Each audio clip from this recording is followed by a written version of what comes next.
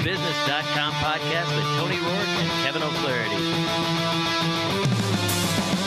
SeizeYourBusiness.com, making you money. Share it on Facebook, share it on LinkedIn, Twitter, Twitter. our blog, YouTube videos, listen to our podcast, getting so hot that it's burning up the stereo. All right, welcome to the SeizeYourBusiness.com podcast. My name is Kevin O'Flaherty from O'Flaherty Law, and I'm joined today by my guest, Jim Elliott from Diveheart. So thanks for your time today, Jim. Oh, it's a pleasure to be here and share the Diveheart story. Thanks. I know you're a busy guy, so it means a lot to have you on this podcast. So tell us what Diveheart is and how you got into it. Well, Diveheart is a nonprofit, a 501c3, and we're based right here in downtown Downers Grove. It got started, really, my blind daughter inspired me back when I was at WGN Radio. She was struggling with being blind, and I was trying to get her involved in something to make her feel good about herself. She had thrown down her cane and didn't want to learn Braille, and because she could technically read a 2-inch letter kind of right by her right eye. And so one of the announcers, Floyd Brown at WGN, said basically, you got to check out this ski program. So got her downhill skiing, and after a couple of weeks, people, she'd say, what'd you do this weekend, Aaron? And she'd say, well, I went skiing. And they'd be like, yeah, sure, you went skiing. You're blind. How do you do that? And she'd say, no, here's the pictures. And then all of a sudden, it was like, oh, my God, that is so cool. You're blind and you ski. How do you do that? And it went from, there's this paradigm shift. It went from Aaron the blind kid to Aaron the skier. And she excelled then in grade school, middle school, high school, won awards, got scholarships. And I blame it on the skiing, right? So I've been guiding and teaching blind skiers since the 80s and watching this transformation happen over and over and over again. And I took scuba diving back in college because I thought if I ever meet Jacques Cousteau, I was a journalism major, and I better know how to, scuba dive. So I took it and fell in love with it because it's the closest thing on earth that a human being can experience to being an astronaut. Right. And it's a whole lot cheaper because you can get in a swimming pool and do it. Sure. So, and that's really the heavy lifting that we do. So I left the 6-figure income in the media business. I was at the Tribune, WGN, helped start up CLTV News, and said, if I screw up, I'm young enough, I can always go back. I incorporated Diveheart in 2001. So we've been, knock on wood, been doing very well, growing. We help facilitate adaptive scuba programs around the world. So I teach instructors to work with people with disabilities. We also do research. We do here in town, we work with Midwestern University, and we did the world's first study on autism and scuba therapy. Really? Yeah, pressure's a therapy for kids with autism. They have the weighted blankets and the pressure vests, and water, when you go underwater, it's inherently hyperbaric. So as you go down, pressure increases. It eliminates surface distraction. So a kid with autism, I've seen them be almost inaudible where I didn't think they really spoke. And they're going, like that. And then after like 20 minutes underwater, just in a shallow pool, they come up and they're like, I'd really like to try to do this again if it's okay. And I'm like, oh, wow, is that the same kid? And then the benefits, the study showed the benefits at home are tremendous for the, not only for the self-esteem, but also just the way they track and focus and stuff like that. But self-esteem's a lot, and communication, and stuff like that. And being able to say you do something somebody else doesn't do is cool too. And then we just recently, we're down in Fort Lauderdale, and I brought a couple newspapers. I brought the Sun Sentinel.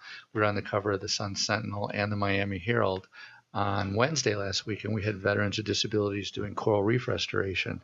So we're trying to... So they're actually restoring the coral. They're actually kind of working down there. And wow. Yeah. We work so win-win-win-win. It is. We work with Nova University down there and an organization called Dive Bar Attorneys, who are scuba divers. You'll appreciate that. Wow. All right. And we're their charity of choice. So we all got together.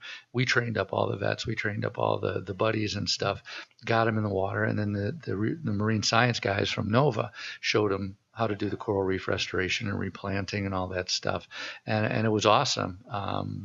And we made the cover of these two newspapers, and then an Associated Press type of news service picked it up, and it kind of went viral. It was in Stars and Stripes and in Military Times and all sorts of military publications because the guys were vets. My particular diver was a triple amputee. He was an Air Force bomb demolition guy, and he lost both legs and his left arm at the elbow.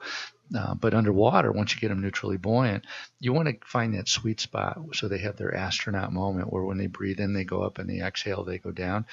then they're totally independent. So we had a signal where if you wanted me to hold on to his tank, because of course with one arm it's hard to propel yourself through the water, he would go like this with the one hand he had, and I would take his tank valve and swim him through the water. And then when he wanted to be independent, he would go like this, and I would release him, but stay close enough to react in case there was a problem.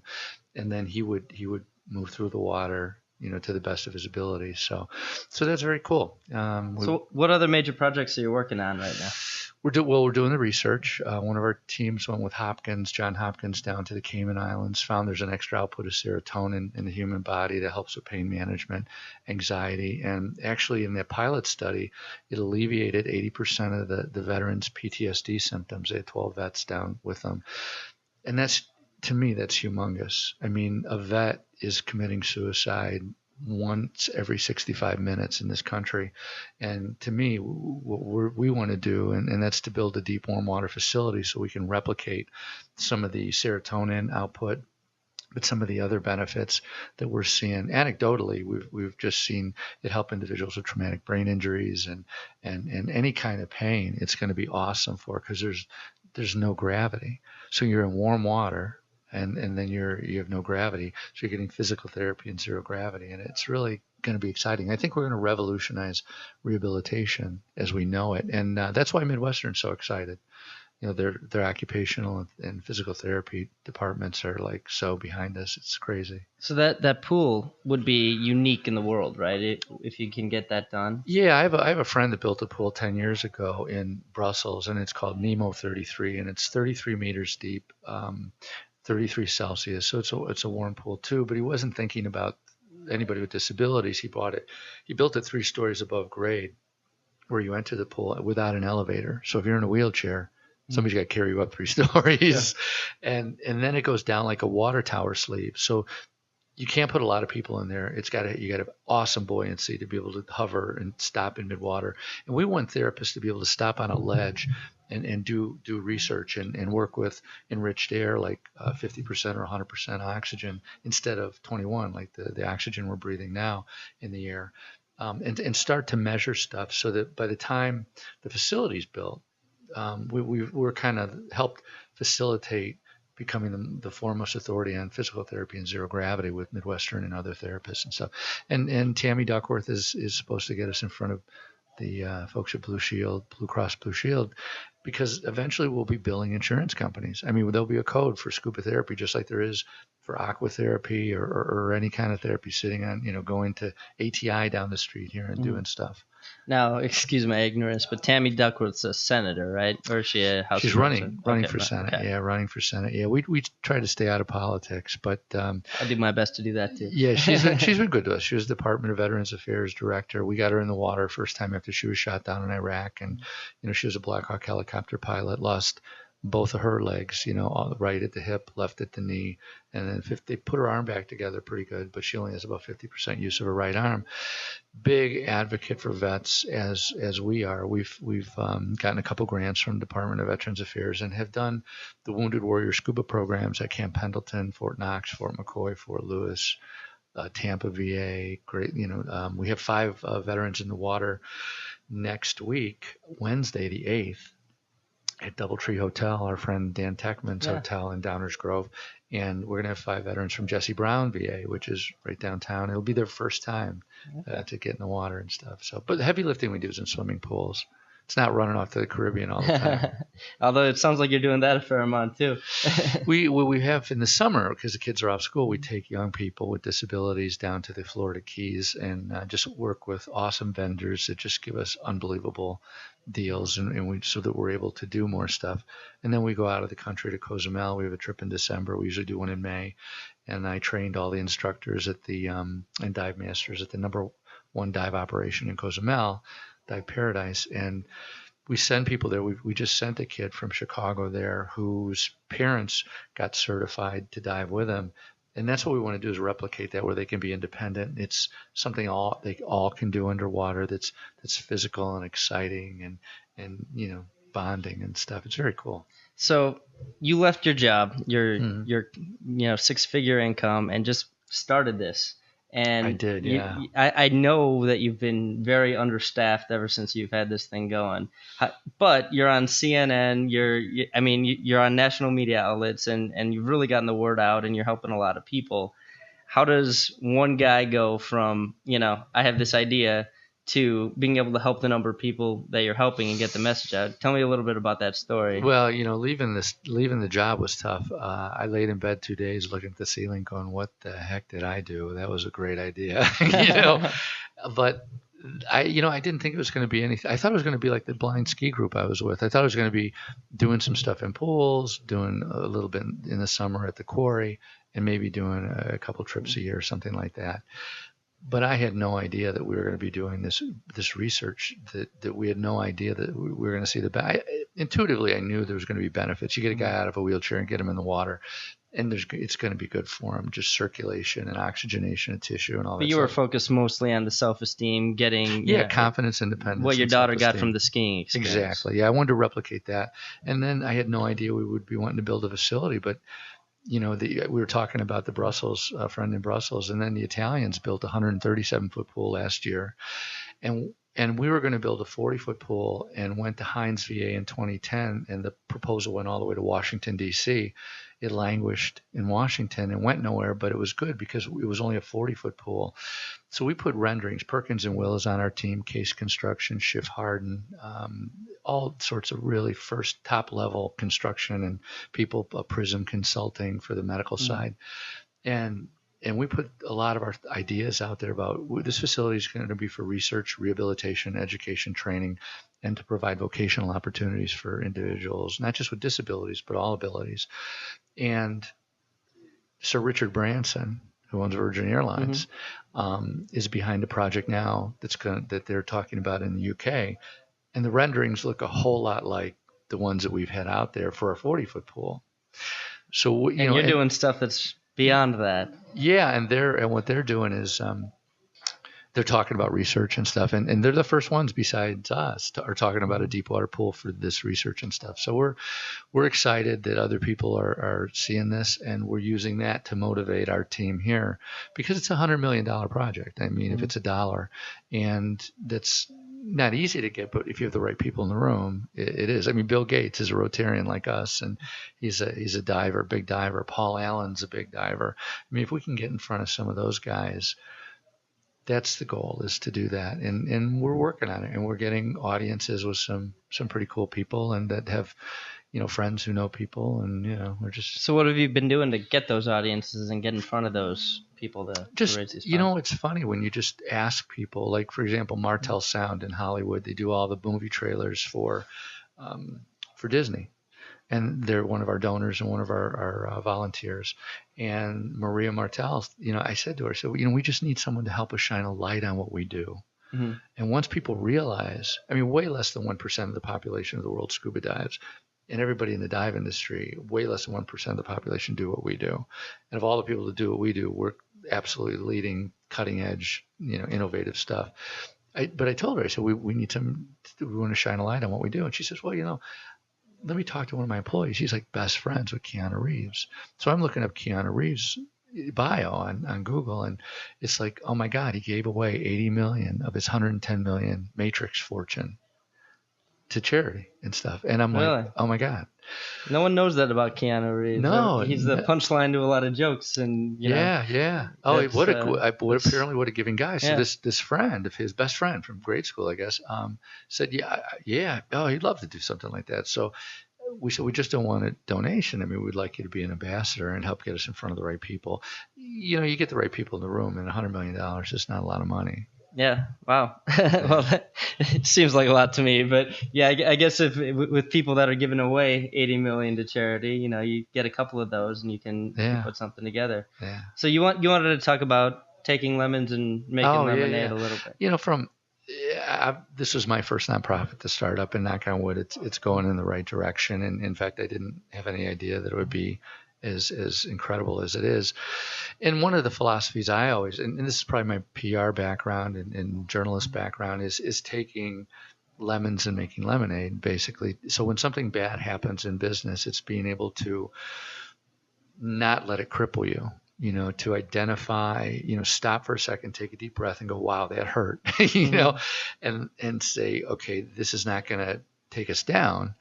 How can we spin it? And immediately start making a checklist of all the, Benjamin Franklin used to have a pros and cons sheet, on a piece of paper, draw a line down the center, and here's the upside, here's the downside, and just kind of go through it and say, what can I do to do this? And I would, a lot of times when we get a lot of publicity, if something happens that's negative, a lot of times you can take that, and when you embrace it and you own up to it and you go forward and go, yeah, you know what, if you're a company, yeah, you know what, our product did hurt someone, or we did, accidentally do this or whatever.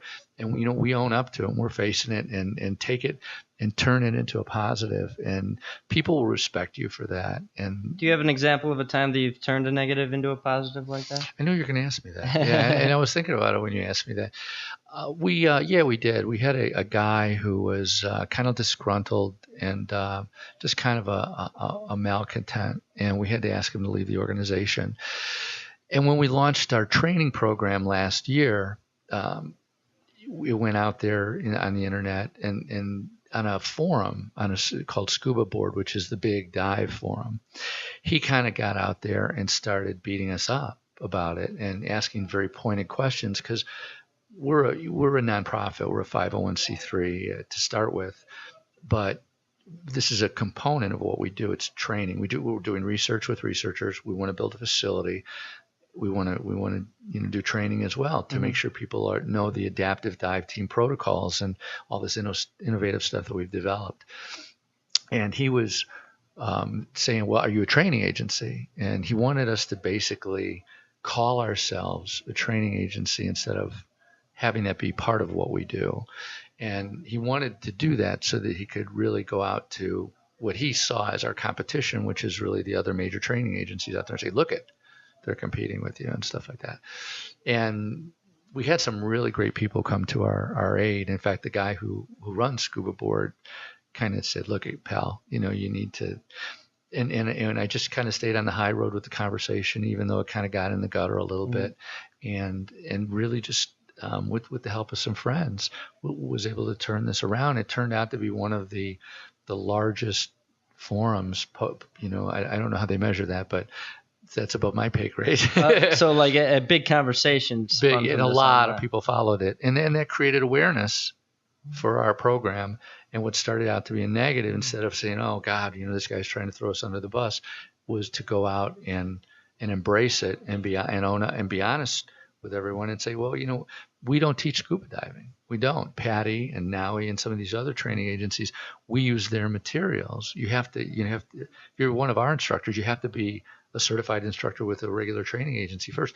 We just teach the adaptive dive team protocols, how to work safely with a child with autism or Down syndrome or an amputee or cerebral palsy or whatever it is, and keep them safe underwater and give them some independence. And then when you're working with researchers, keep that team safe as well. So that's one example, yeah. The lemons and the lemonade thing reminds me of the line, never let a good crisis go to waste. Right, exactly. It's an opportunity. I find that in my business, if everything's floating along just fine, a lot of my employees aren't necessarily receptive to change. Right. But if you've got something that happens, a mistake was made with a client, or, I can't think of any examples off the top of my head, but if you have something go wrong, then it's an opportunity to reevaluate what you're doing, address it, and have some organizational change. Because then you've got, if anyone questions, hey, why are you trying to, make me fill out this new spreadsheet or come to this extra meeting that I didn't have to go to? Well, we had this client complaint, we had one thing go wrong,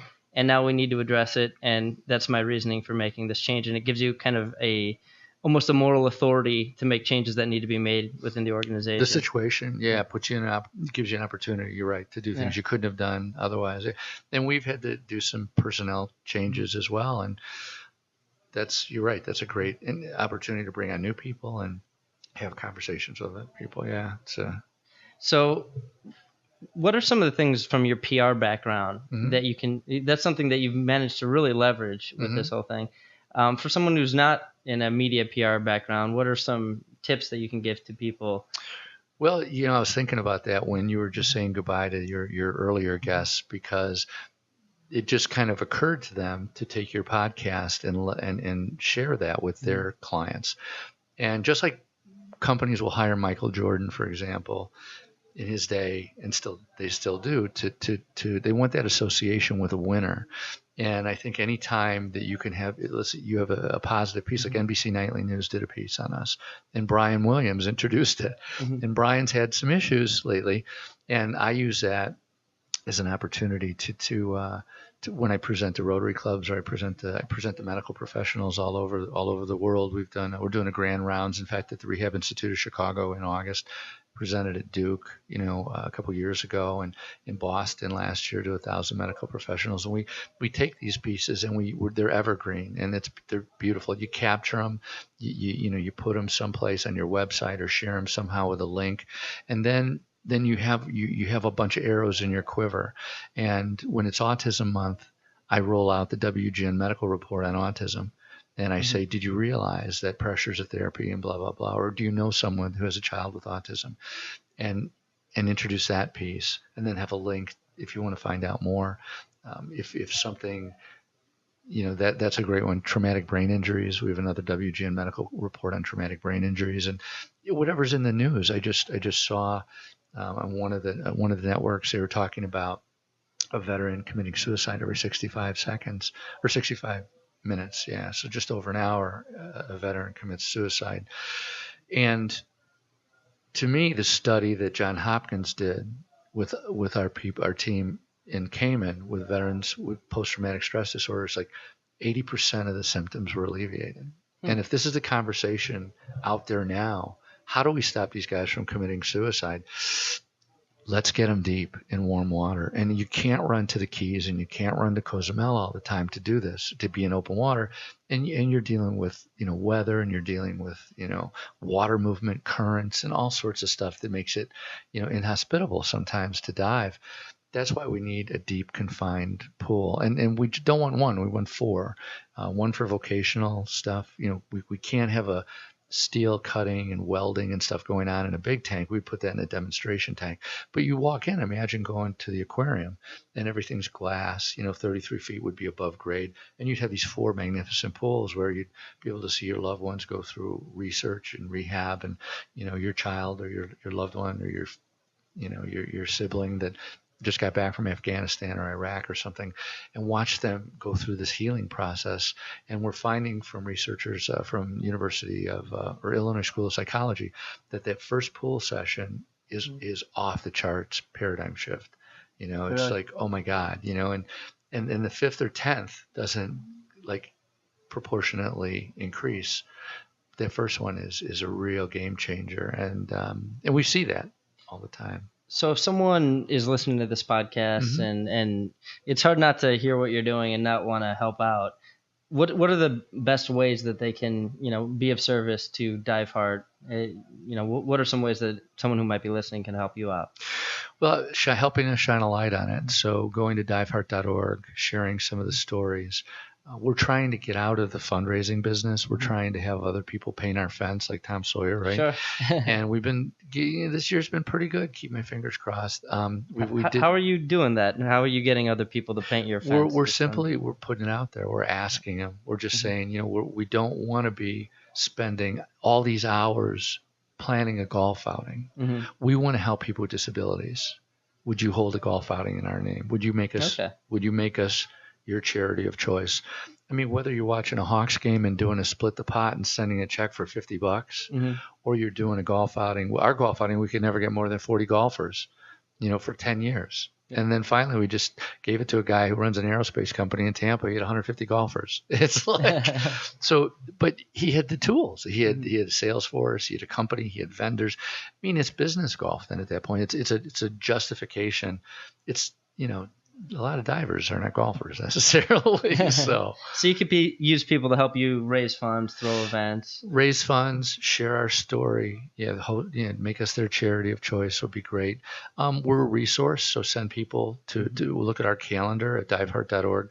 Send people to some of our events. Come check us out. The most powerful thing that we could do. I had Rotarians from Israel hear about us, came up to me at the Montreal Rotary Conference, and saw an article that ran in the Rotarian magazine and said, we want you to come and do this in Haifa. So I went there and we did a program for kids with autism, but I worked with Rotarians. But it's, being able to just kind of leverage the resources and share exponentially. I mean, the thing we have to manage is really not taking on too many programs.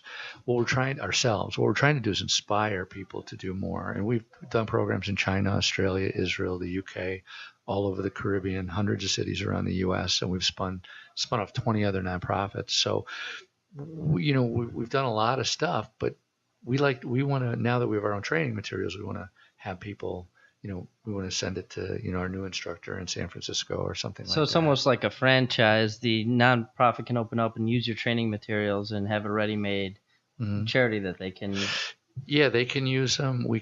I'm hoping that the materials are used by someone who will never train with us. So, for example, someone sees it in Bora Bora, and he'll never make it to a Diveheart training because he can't afford it, right? But the indigenous population of Bora Bora, people have disabilities. Mm-hmm. So he reads the materials, he goes through the online training, and he adapts for his community.